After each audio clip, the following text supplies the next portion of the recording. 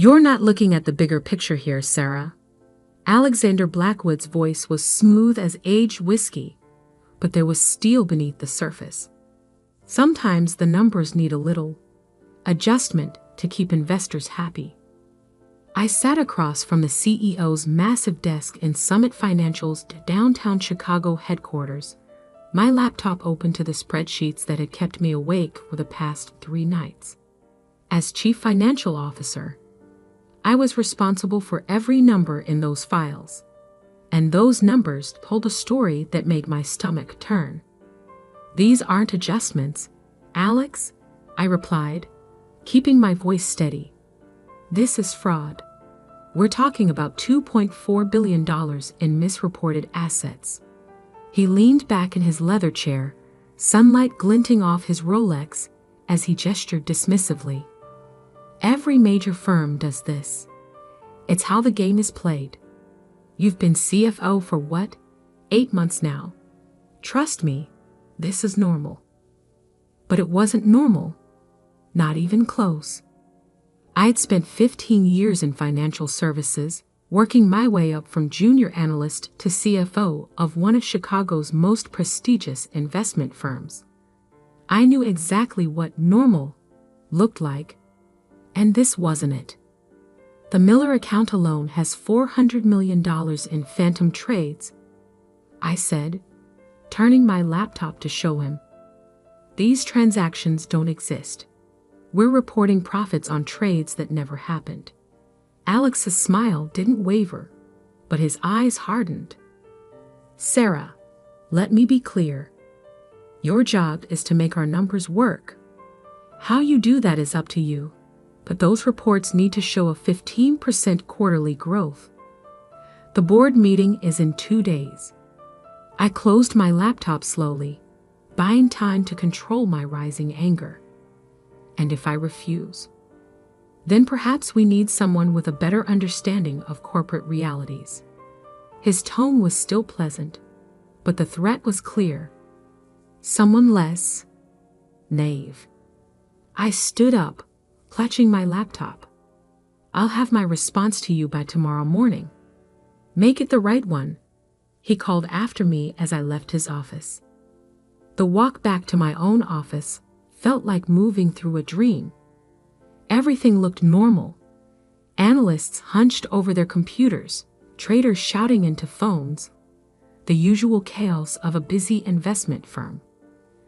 But now I saw it all differently, wondering how much was real and how much was carefully constructed fiction. "Everything okay?" my assistant Michael asked as I passed his desk. "You look like you've seen a ghost." More like I'd seen the ghost of my career, I thought, but I just nodded and closed my office door. Sitting at my desk, I opened my personal email and began documenting everything I'd discovered. The fake trades, the inflated assets, the elaborate web of lies that Alex had built to keep Summit Financial looking more profitable than it was. I attached spreadsheets, screenshots, internal memos, anything that proved what was really happening. A knock at my door made me jump. It was Jennifer Torres, our head of compliance and one of the few people I truly trusted. "Got a minute?" she asked, closing the door behind her. I nodded, minimizing my email. "What's up?" "You know what's up," she said quietly, sitting down. "I saw the real numbers, Sarah. We're not just talking about creative accounting here. This is serious. Alex wants me to fix it," I said. "Make it all look legitimate for the board meeting." Jennifer's face darkened. "He's been doing this for years. The last CFO, Marcus Williams, he didn't retire to Florida like they told everyone. He left because he couldn't handle the guilt anymore." That was news to me. Marcus had been my mentor, the one who'd recommended me for the CFO position. He disappeared so suddenly 6 months ago, leaving only a brief email saying he needed a change. "Have you kept any records?" Jennifer asked. Documentation of what they're asking you to do. I patted my laptop. Everything. But what good does it do? If I don't play along, I'm fired. If I do, I trailed off, thinking of the potential consequences. If you do, you're complicit, she finished. And when this all falls apart, because it will fall apart, you'll go down with them. She was right. I'd seen enough corporate fraud cases to know how they ended. The higher up you were, the harder you fell. There's another option, Jennifer said, even quieter now. We could report it to the SEC. Better. I have a contact at the FBI's Financial Crimes Division. This is exactly the kind of case they live for. I stared at her. The FBI? Jennifer, we're talking about one of the most powerful firms in Chicago. Alex Blackwood sits on charity boards with senators. Which is exactly why they'd be interested. She pulled out a business card and slid it across my desk. Just think about it. But don't wait too long. After she left, I sat looking at the card for a long time. Special Agent David Martinez, FBI Financial Crimes Unit. My future could change with one phone call. My cell phone buzzed. A text from Alex. Dinner tonight? We should discuss your concerns privately. I knew what that meant. He tried to charm me, convince me to see things his way. He was good at that. It's how he built Summit Financial into a powerhouse, making everyone believe in his version of reality. Instead of responding, I began forwarding emails to my personal account. Every questionable transaction, every manipulated report, every conversation where the fraud was discussed. Years of evidence that would destroy the carefully crafted image of Summit Financial. At 7 p.m., my office phone rang. Alex again. Sarah? About dinner. I'm still reviewing the numbers. I cut him off. I'll have everything ready for the board meeting. He paused. The right numbers? You'll have your 15% growth, I said carefully, not technically lying. The board would see numbers showing growth. They just might not be the ones he expected. After hanging up, I looked at Agent Martinez's card again, then at my laptop, containing enough evidence to bring down one of Chicago's financial giants. Sometimes the numbers need adjustment, Alex had said, but some things didn't need adjustment. They needed exposure. I picked up my phone and dialed the number on the card. A calm voice answered on the second ring. Agent Martinez. I took a deep breath. My name is Sarah Reynolds. I'm the CFO of Summit Financial, and I need to report a massive fraud. There was a pause, then, Ms. Reynolds, can you hold for a moment while I switch to a secure line? As I waited, I glanced out my office window at the Chicago skyline. Somewhere in one of those gleaming towers, Alex Blackwood was probably congratulating himself on handling his troublesome CFO. He had no idea what was coming. We'll need you to keep your position for at least another week, Agent Martinez said, sliding a small recording device across the table. Can you do that without raising suspicion? We sat in a private room at the FBI's Chicago field office, where I'd spent the last 3 hours detailing Summit Financial's fraud scheme. The evidence I'd brought had caused quite a stir. Agents had been coming and going, making calls, their faces showing increasing concern as they grasped the scale of what we were dealing with. Alex is expecting me to present doctored numbers to the board tomorrow, I replied. He thinks I'm working on them now. Perfect, Martinez nodded. We need that board meeting. Get him talking about the adjustments he wants you to make. Be specific. I fingered the recording device, smaller than a credit card, designed to slip into a jacket pocket. What if he searches me? He won't. Jennifer spoke up from her corner of the room. She'd come with me to the FBI. Her own evidence adding to the growing case. Alex is too arrogant. He thinks he's untouchable. The next morning, I arrived at Summit Financial wearing a wire and carrying 2 sets of spreadsheets. The real numbers showing the massive fraud, and the fake ones Alex expected. My hands were steady, but my heart was racing. "There's my star CFO," Alex called out as I passed his office. "Ready for the board?" I forced a smile. "Just some final adjustments." "Come show me," he said, gesturing me inside. Perfect. Just like the FBI had predicted. His own ego making him want to micromanage the deception. I sat down, opening my laptop to the fake numbers. "Walk me through it," he said, coming to stand behind my chair. Well, I began, the recording device capturing every word. "I've moved the Miller account's phantom trades through our Cayman subsidiary, then back through Singapore. Makes them harder to trace." Good, he murmured. "And the asset valuations? Inflated by 22% across all major holdings. It'll show the growth you wanted." He squeezed my shoulder. "See? I knew you'd understand how things work. This is why I made you CFO." The recording device felt hot in my pocket, though I knew it was just my imagination. Every word he spoke was another nail in his coffin.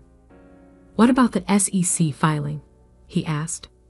"That needs to match." "Already handled," I assured him. "I used the same methods you showed Marcus before he retired." Alex's hand tightened on my shoulder for a moment. "Marcus made his choice. I'm glad you're making a smarter one. If he only knew." The board meeting was scheduled for 2 p.m. At 1:30, I received a text from Agent Martinez. "Teams in position. Remember, let him present the false numbers first." I'd spent the morning quietly copying more files, documenting more transactions. The FBI now had evidence of over $3 billion in fraud, even more than I'd initially discovered. The rabbit hole went deeper than anyone had imagined. My phone buzzed. "Jennifer, Alex just asked me to verify the compliance certificates. It's happening." At 1:55, I gathered my materials and headed to the boardroom. Members of Summit's board were already gathering. Wealthy, powerful people who had no idea they were about to witness the beginning of the end. Alex stood at the head of the table, confident as ever in his $10,000 suit. "Sarah, why don't you start us off with the quarterly numbers?" I stood, hands steady as I connected my laptop to the projector. The fake spreadsheets appeared on screen, showing exactly what Alex wanted everyone to see. Strong growth, healthy profits, a thriving company. "As you can see," I began, "our third quarter shows significant growth across all divisions." Alex beamed as I walked through the lies he'd orchestrated. Board members nodded approvingly, some making notes. None of them questioned why our firm was doing so well while our competitors struggled. Then, exactly as planned, Alex took over. "These outstanding results," he said, "reflect our innovative investment strategies and unique market position." The recording device captured every word as he expanded on the false numbers, adding his own embellishments, digging his hole deeper with every sentence. My phone buzzed silently in my pocket. The signal from Martinez. FBI agents were now in position throughout the building. And with that, Alex concluded triumphantly, "I'll let Sarah explain our projections for Q4. I stood again, but this time I switched to a different file. "Actually," I said calmly, "I have some other numbers the board should see." Alex's smile froze as the real spreadsheets appeared on screen. "These are the actual transactions," I continued, my voice steady, "showing $3.2 billion in fraudulent trades, phantom assets, and manufactured profits." The boardroom erupted in chaos. Alex lunged for my laptop, but I stepped back. "What are you doing?" he hissed. "My job," I replied. "The real one, not the criminal one you wanted me to do." The boardroom doors opened. Agent Martinez entered, followed by other FBI agents. "Alexander Blackwood," Martinez announced, "you're under arrest for securities fraud, wire fraud, and multiple violations of federal financial regulations." Alex's face went through a series of expressions: shock, rage, disbelief. "Sarah," he sputtered, "you naive little." "Choose your next words carefully," Martinez cut in. "Everything in this room is being recorded." Board members sat in stunned silence as agents began securing computers and documents. Jennifer appeared in the doorway, carrying more evidence. "Ms. Reynolds has been working with us for the past week," Martinez explained to the board. "The fraud she uncovered is one of the largest we've seen since Bernie Madoff." Alex, being handcuffed, turned to glare at me. "I made you CFO," he spat. "I gave you everything." "No," I corrected him. "You gave me a choice between being criminal or being ethical. I chose ethical." As he was led away, I began explaining the real situation to the shell-shocked board. The fake trades, the hidden losses, the years of systematic fraud that had artificially inflated Summit Financial's worth. My phone started buzzing with news alerts. FBI raids Summit Financial. Major fraud uncovered at Chicago investment firm. CEO arrested in billion-dollar security scam. Jennifer joined me as the agents continued their work. "You okay?" I nodded, watching Alex being escorted to the office in handcuffs, his perfectly tailored suit suddenly looking like a costume.